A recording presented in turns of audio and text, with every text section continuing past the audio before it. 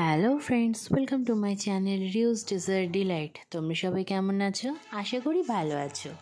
আচ্ছা, আজ তোমাদের কাছে প্রশ্ন করি, আত্মীয় কে? যার সঙ্গে আত্মার সম্পর্ক সেই আত্মীয়, তাই না?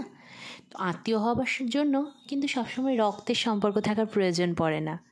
রক্তের সম্পর্ক না থাকলেও আত্মার টান থাকলেই আত্মীয় হওয়া যায়। আর আজকের এই কেকটি হচ্ছে আমার বাড়িতে ভাড়া থাকে যে দাদা বৌদি, তারই বড় ছেলের। আর তারাও কিন্তু আমাদের সঙ্গে এতটাই মিলেমিশে গেছে যে নিজের দাদা বৌদির মতোই। মনেই হয় না যে ওরা ভাড়া আছে, সবসময় মনে হয় আমার নিজেরই দাদা বৌদি।